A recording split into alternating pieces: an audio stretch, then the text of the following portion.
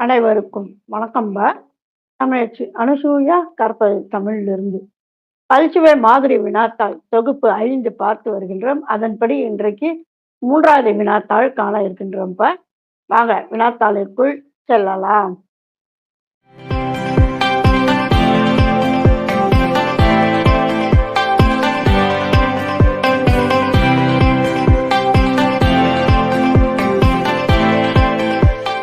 பல்சுவை மாதிரி வினாத்தாள் தொகுப்பு 5ல இதழியல் தொடர்பான மாதிரி வினாத்தாள்கள் பார்த்து வருகின்றோம். ஏற்கனவே 2 வினாத்தாள்கள் பார்த்தோம். இன்றைக்கு 3வது மாதிரி வினாத்தாள் இது பார்த்தீங்கன்னா முழுக்க முழுக்க மகளிர் இதழ்கள் தொடர்பான கருத்துக்களை கொண்ட மாதிரி வினாத்தாள். இது வரைக்கும் நீங்க கேள்விப்படாத தகவல்லாம் இந்த வீடியோல இருக்குங்கப்பா. அதனால இந்த வினாத்தாளை முழுமையாக பாருங்களேன். ஏற்கனவே நம்ம 45 வரைக்கும் பார்த்தாயிற்று. எனவே 46 தொடங்குகின்றது முதல் வினா. தமிழ் பத்திரிகை வரலாற்றில் வெள்ளி விழா கண்ட முதல் மகளிர் இதழ் எது? ஜெகன் மோகினி.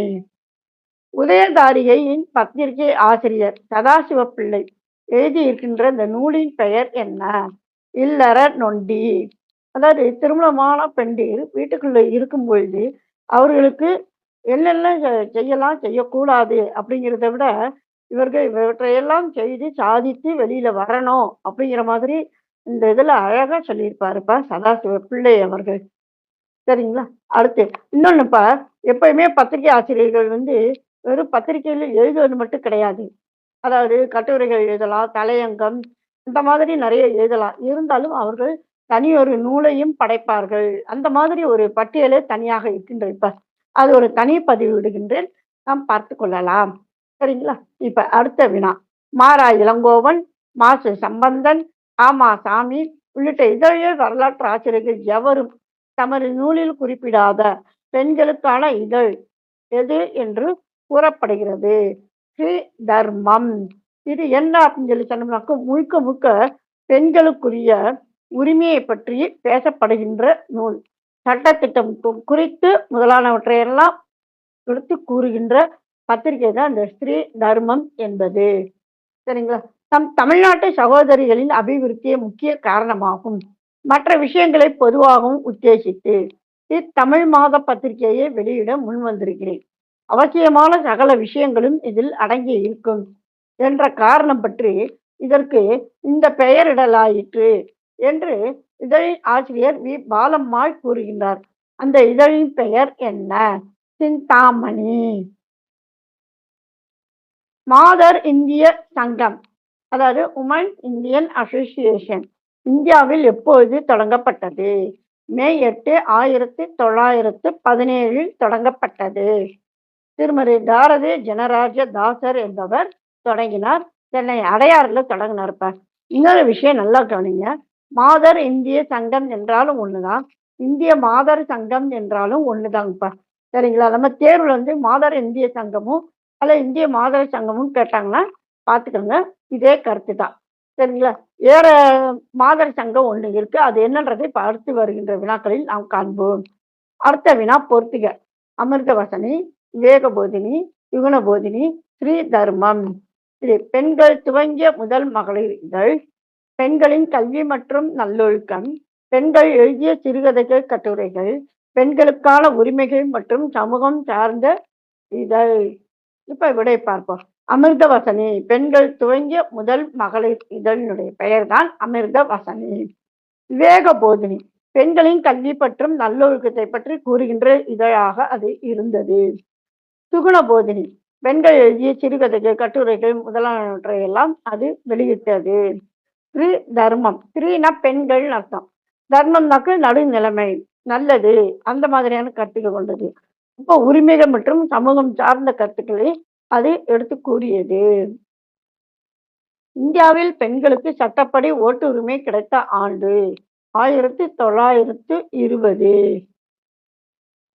உள்நாட்டு தமிழ் மக்களின் கலை கலாச்சார முயற்சிகளுக்கு மட்டுமன்றி இலங்கை வாழ் சிங்கள முஸ்லிம் மக்கள் வெளிநாடுகளில் வாழ்ந்து கொண்டிருக்கும் தமிழர்கள் ஈழத்து தமிழர்களின் கலை கலாச்சார பண்பாட்டு செயல்பாட்டுக்கும் ஊக்கமளிப்பதை நோக்கமாக கொண்ட இதழ் என்று இதழினுடைய ஆசிரியர் அன்னலட்சுமி ராஜதுரை அவர்கள் கூறுகின்றார். அவர் கூறுகின்ற அந்த இதழின் பெயர் என்ன? கலைக்கேசரி. பெண்கள் இளம் வயதிலேயே திருமணம் செய்யும் முறையை, அதாவது குழந்தை திருமணம் தடை செய்கின்ற சட்டத்தின் பெயர் என்ன? சாரதா சட்டம். அது எப்பொழுது நிறுவப்பட்டது? செப்டம்பர் 28, 1929 அந்த சட்டமானது இயற்றப்பட்டது. ஆனா நடைமுறைக்கு வந்தது எப்போ அப்படின்னு சொல்லி சொன்னோம்னா, ஏப்ரல் 1, 1930. இது மசோதா மாதிரி இருக்கும்பா. அதன் பிறகு எல்லாரும் அதற்கு ஆமாம், சரி செய்யலாம், இதை நடைமுறைப்படுத்தலாம் அப்படின்னு சொல்லிட்டாங்கன்னா, அது சட்டமாக ஆகும். அதான் நடைமுறைன்றது. சரிங்களா? நம்ம தேர்வுல இந்த சாரதா சட்டம் இயற்றப்பெற்ற ஆண்டு அப்படின்னு சொன்னாங்கன்னா, இது. நடைமுறைப்படுத்தப்பட்ட ஆண்டு அப்படின்னு சொன்னாங்களாக்கும் இது இப்ப. கருத்தினுடைய வித்தியாசம் பார்த்துக்கோங்க. நன்றாக நினைவில் நிறுத்திக் கொள்ளுங்கள். அதே போன்று இதுக்கு முன்னால ஒரு வினா நம்ம பார்த்தோம். இந்த இதே அதே மாரி நன்றாக பார்த்துக் கொள்ளுங்கள். சரிங்களா? இப்ப அடுத்த வினாங்க. ஓங்கின கைகள், உயர்ந்தன கைகள், ஒப்பில்லாத தேடலில் உயர்ந்தன கைகள் என்ற வாசகத்தை தாங்கி வெளிவரும் இதழ் எது? பெண்மொழி. இந்த இதழ் பார்த்தீங்கன்னா, லண்டன்லேருந்து வெளியாகின்ற மகளிர் இதழ். அத நம்ம ஓங்கின கைகள், உயர்ந்தன கைகள், ஒப்பில்லாத தேடலு, உயர்ந்தன கைகள் அப்டின்னா, இப்ப ஆனந்த விகடன்ற பத்திரிகை பார்த்தீங்கன்னாக்கும், அ அனைவருக்கும் இன்பம் அப்படிங்கிற மாதிரியான ஒரு கோட்பாட்ட வெளிய வச்சிருக்கோம். இந்த மாரி ஒவ்வொருத்தரும் ஒவ்வொரு பத்திரிகையும் தங்களுக்கென்று அந்த மாதிரி ஒரு கோட்பாடு மேல வச்சிருப்பாங்க. ஒரு பத்திரிக்கை இருக்கு அப்படின்னு சொன்னோம்னாக்கும், அதனுடைய பெயர் இருக்கும். அந்த பெயர் கீழ பார்த்தீங்கன்னாக்கும், "யாமொன்ற ஏன் பராபரமே" அப்படின்னு இருக்கும்.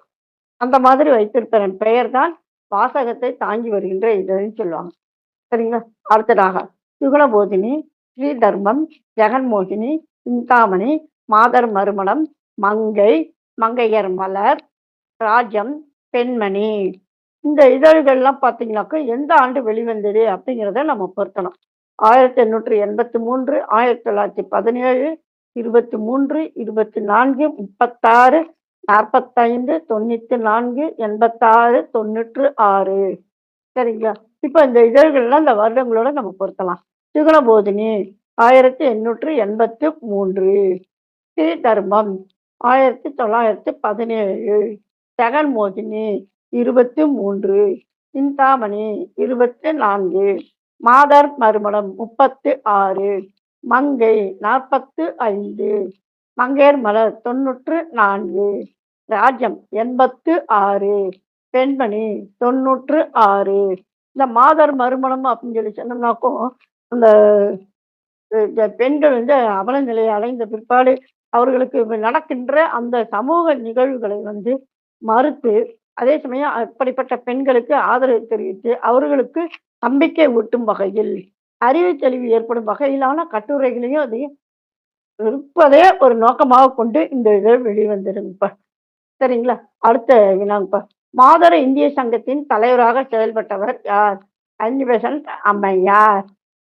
பெண்களின் கட்டுரைகள் போதுமானதாக இருக்கும் பட்சத்தில், ஆண்களின் கட்டுரைக்கு முன்னுரிமை அளிக்கப்பட மாட்டாது என்ற கொள்கையை கொண்ட இதழ் எது? சக்தி. இது நன்றாக பார்த்துக் கொள்ளுங்க இப்ப. விசாலாட்சி அம்மாள் ஆன்மீக செய்திகளுக்காக தொடங்கிய இதழ் எது? ஞான சந்திரிகா. இந்த ஜெகன்மோகினி இதழ் இருக்கு இல்லையா? அவங்க ஆன்மீகத்துக்காக இந்த இதழ் தொடங்குகின்றார்கள். வெறுமனே ஒரு பெண்கள் இதழாக இல்லாமல், அதாவது மகளிர் இதழாக இல்லாமல், முஸ்லிம்களின் கருத்துக்களை இலக்கிய கண்ணோட்டத்தில் வெளிப்படுத்திய முஸ்லிம் மகளிர் இதழ் பெயர் என்ன? மருதாணி. அடுத்ததாக பொறுத்துக்கோங்க. சிந்தாமணி, மாதர் மறுமணம், மங்கை, மங்கையர் மலர். அந்த பக்கம் வி பாலம்மாள், மரகதவல்லி, முகப்பிரியை, கல்கி ராஜேந்திரன், மஞ்சுளா ரமேஷ். இப்ப விடையினை பொருத்துவோம். சிந்தாமணி இதனுடைய ஆசிரியர் வி பாலம்மாள். மாதர் மறுமணம் மு மரகதவல்லி. மங்கை ஆசிரியர் முகப்பிரியை. மங்கையர் மலர் இது பார்த்தீங்கன்னாக்கா ஆசிரியராக இருந்தவர் மஞ்சுளா ரமேஷ்ன்றவங்க கிட்டத்தட்ட 25 ஆண்டுகள் தொடர்ந்து அந்த அம்மா இருந்தாங்க. 1981லேருந்து தொடர்ந்து இந்த அம்மா இருந்தாங்க. சரிங்களா? இவர் என்ன கல்கி ராஜேந்திரன் அப்படின்னு சொன்னா, கல்கி நம்ம சுருக்கமா சொல்லுவோம் இல்லைங்களா? அவர்தான். கல்கி இதழை நடத்தியவர் அப்படிங்கலாம் பார்க்குறோம் இல்லைங்களா? அவரு. அவர் என்ன செய்றாரு, அதன் பிறகு இந்த இதழை வெளியிடுவதற்காகவும், வேறொரு ஆசிரியரை கொண்டு வருவதற்காகவும் பல நடவடிக்கைகளில் அவர் தொடர்ந்து மேற்கொண்டார். சரிங்களா? எனவே கல்கி ராஜேந்திரன் குடுத்தாலும் பார்த்துக்கோங்க, மஞ்சுளா ரமேஷ் குடுத்தாலும் பார்த்துக் கொள்ளுங்கள். பெண்கள் எதிர்கொள்ளும் அரசியல், சமுதாய பிரச்சனைகளுக்கு குரல் கொடுப்பதற்காக மாதர இந்திய சங்கத்தாரால் தொடங்கப்பட்ட இதழ் எது? ஸ்ரீ தர்மம். பால்நிலை கற்கை நெறி சஞ்சிகை என்ற பிரகடனத்துடன் பெண்கள் கல்வி ஆய்வு நிறுவனம் வெளியிட்ட இதழ் எது? நிவேதினி. அதாவது இலங்கையின் கொழும்பிலிருந்து இந்த இதழானது வெளிவந்தது. சென்னை கோமளீஸ்வரன் பேட்டையிலிருந்து வெளிவந்த பெண்களுக்கான அறிவுரைகள், ஒழுக்கம் மற்றும் மரபார்ந்தவர்களை பற்றி பேசிய அந்த மகளிர் இதழ் பெயர் என்ன? தமிழ் மாது. பெண் ஒரு விற்பனை பண்டமல்ல என்ற பிரகடனத்துடன் வெளிவந்த முற்போக்கு மகளிர் இதழின் பெயர் என்ன? பெண்ணின் குரல். அடுத்த வினா பொறுத்துக்கோங்க. சக்தி, பெண்மொழி, கலைக்கேசரி, மருதாணி. Norway, London, Eelam, Yazhpanam. இந்த இதழ்கள்லாம் எந்த நாட்டிலிருந்து வெளிவந்தவை அப்படிங்கிறது தான் வினா. Shakti Norway, Penmozhi London, Kalaikesari Eelam, Maruthani Yazhpanam. சரிங்களா? அடுத்து பெண் இதழாசிரியர் பணியாற்றிய முதல் இதழ் எது? புரியுதுங்களா? அதாவது ஒரு மகளிர் இதழ், இந்த மகளிர் இதழுக்கு முதல் ஆசிரியராக அவர் ஒரு பெண்ணாக இருந்து பணியாற்றிய இதழ் எது அப்படின்னு கேட்குறாங்க. இதற்காரணி. அந்த மாதிரி பெண் இதழ் ஆசிரியர் யார் அப்படின்னாக்கா விசாலாட்சி அம்மாள். மாதர இந்திய சங்கத்தினர் பெண்களுக்காக தோற்றுவித்த அமைப்புகள் அவை. சென்னையில் அவை இருக்கின்றன. சேவா சதனம், சிசு உதவி சங்கம், அவ்வை இல்லம், மாண்டிச்சோரி பள்ளி. சரிங்களா? அடுத்ததாக பெண்களுக்கு எதிரான குற்றங்கள் மற்றும் உரிமைகளுக்காக போராடும் மாதர் அமைப்பு எது? அனைத்திந்திய ஜனநாயக மாதர் சங்கம். நல்லா நினைவச்சுக்கோங்க. மாதர் இந்திய சங்கத்தினர் அப்படின்னு சொல்லி சொன்னோம்னாக்கும் WIA உமன்ஸ் இந்தியா அசோசியேஷன் அப்படிங்கிறது நம்ம முதல் வினாலேயே நம்ம பார்த்தோம். Women's India association. சரிங்களா? அடுத்து இங்க பாத்தீங்கன்னாக்கும் இங்க அனைத்திந்திய மாதர் சங்கம் அப்படிங்கிறனுடைய அந்த விரிவாக்கத்தையும் நல்லா பார்த்துக்கோங்க. ஐவா அப்படிம்பாங்க. AIDWA அப்படின்னா all India democratic woman association. இது என்ன செய்யும் அப்படின்னாக்கும் பெண்களுக்கு எதிரான குற்றங்களுக்காகவும் உரிமைகளுக்காகவும் போராடுகின்ற இதழ், அதாவது சங்கம். இப்ப மாதர் இந்திய சங்கத்தினர் அப்படின்னு சொல்லி சொன்னோம்னாக்கும் பெண்களுக்காக வருகின்ற அந்த இதழுக்கான அந்த சங்கம் தான் அது. அது என்ன செய்யும் அப்படின்னாக்கா பெண்களுக்கான கல்வி, ஒழுக்கம், இல்லறம் மிக எல்லாவற்றையும் எடுத்து கூறுவது மாதர் இந்திய சங்கம். ஆனா அவர்களுக்கு எதிரான குற்றங்கள், உரிமைகள் இதற்கு போராடுவது இந்த அனைத்திந்திய ஜனநாயக மாதர் சங்கம். இதாம இந்த ரெண்டுத்துக்குமான வேறுபாடு. நல்லா பார்த்துக்கோங்க. ஏன்னா தேர்வுல வரும்போது ஒவ்வொரு முறையும் அந்த பதில் அளிக்கின்ற நேரத்துல ஒரு சின்ன மனக்குழப்பம் உண்டாகும். இதுதான் இந்த இரண்டிற்குமான வேறுபாடு. சரிங்களா? அப்போ அதாவது பல்சுவை வினாத்தாள்கள் அப்படின்னு சொல்லி சங்க காலம் முதல் இறுதியாக இடம்பெறுகின்ற தகவல் தொடர்பு பிற துறை சார்ந்த கதிர் அதாவது தகவல்கள் அப்படிங்கிற பொழுது பார்த்தோமானால் அந்த இதுல நம்ம ஒவ்வொரு தலைப்பையும் குறைந்தபட்சம் 3 வினாக்கள் பார்க்கலாம் அப்படிங்கிற அமைப்புல நம்ம இப்ப இதழியல் தொடர்பான மாதிரி வினாத்தாள்கள் 3 வினாத்தாள்கள் பார்த்தோம். அதிலும் குறிப்பாக 3வது முழுக்க மகளிர் இதழ்கள் சார்ந்த வினாத்தாள் நம்ம பார்த்தோம்.